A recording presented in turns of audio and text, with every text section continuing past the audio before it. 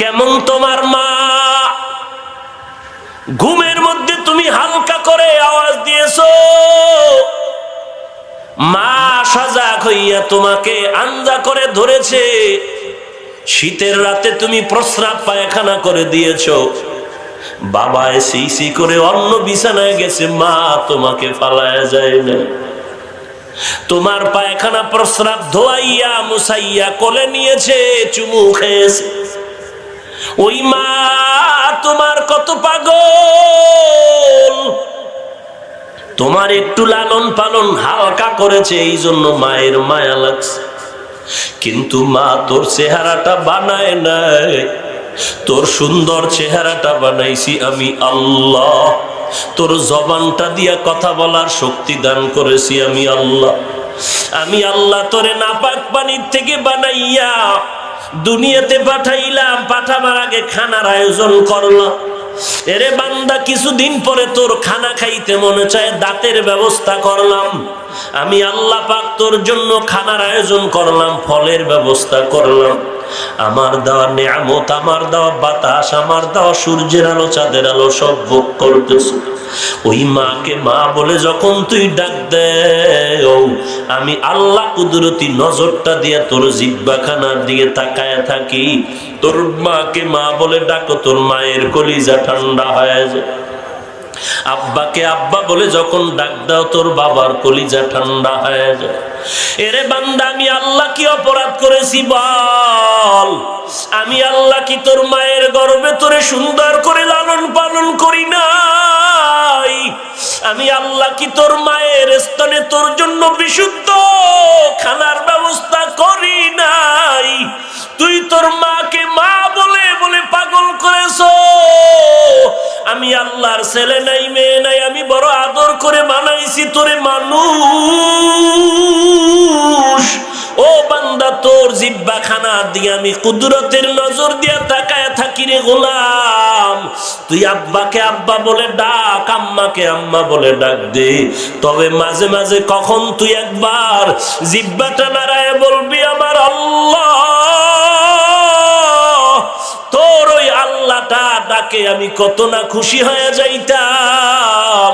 এরে মা, তোর একটা ডাকে এত পাগল পারা হয়ে যায়, বাবা এত পাগল হয়ে যায়।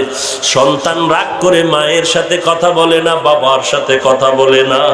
মা মনটা বেজার, বাবা মনটা বেজার, কিন্তু অপেক্ষায় থাকে বাবা। একটা বাবা কয়া সন্তান ডাক দিলে কলিজা ঠান্ডা হয়ে যাবে। বাবারে যখন সন্তান আব্বা বলে ডাকে, বাবার মধ্যে চুম্বকের মতো মায়ার আকর্ষণ শুরু হয়। সন্তানের কাছে টেনে বলে, আয় আয়, এতদিন যে তুই কোনো কথা বলো না, আয় আয়, আমি তোরে আজকে মাফ করে দিলাম। এরে বান্দা, ওই মা বাবার থেকে কি আমার মাওলার মায়া কম? আজকে যারা গুনাহ করি আমার মাওলার রহমত থেকে ভেগে যাইতেছো। গুনাহ করে করে চোখ দুইটারে নাপাক বানাইছো। গুনাহ করে যাদের হাত নাপাক, যাদের জিহ্বাটা নাপাক, গুনাহ করে করে যারা আল্লাহর রহমত থেকে দূরে সরেছো, আমার আল্লাহ বারবার ডাকে, বান্দা আমাকে একবার মায়া করিয়া ডাক দে। ওরে বান্দা, তুই যখন আমাকে আল্লাহ বলে ডাক দিবি, উদউনি আস্তাজিব লাকুম, বান্দা তুই আমাকে ডাক দিবে, আমি জবাব দেওয়ার জন্য তৈয়ার হয়ে আছি। মোহাব্বত করিয়া যদি বান্দা তুই দুই ফোঁটা চোখের পানি ছেড়ে ডাক দাও, আমি আল্লাহর মায়া 99 গুণ বেশি। আমি আল্লাহ বান্দা দিয়ে তাকায় থাকি রহমতের দরজা দিয়া, কখন বান্দা আমার দিকে আগায় আসবে। বান্দা তুই 1 বিঘা আগায় যাবি, আমার আল্লাহর রহমত 1 হাত আগায় যাবে। তুই যখন আমার দিকে 1 হাত আগায় যাবি, আমি মাওলার কুদরতি রহমত তোর দিকে 2 হাত আগায় যাবে। বান্দা তুই যখন তাওবার দরজা দিয়ে হাঁটতে থাকবি, আমি আল্লাহর রহমত তোর দিকে দ্রুত গতিতে দৌড়াইতে থাকবে, তোকে আগায় নেওয়ার জন্য রে গোলাম।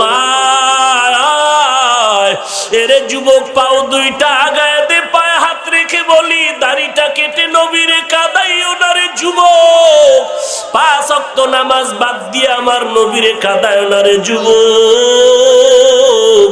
আল্লাহর দরবারে তওবা করো, আমার মাওলা তো তোমার দিকে তাকায় আছেন। আফা হাসিবতুম আন্নামা খালাকনাকুম আবাসা, আরে আল্লাহ তো তোমাকে অনর্থক বানায় নাই। আরে বান্দা তুই কোন দিকে তাকাইতেছো?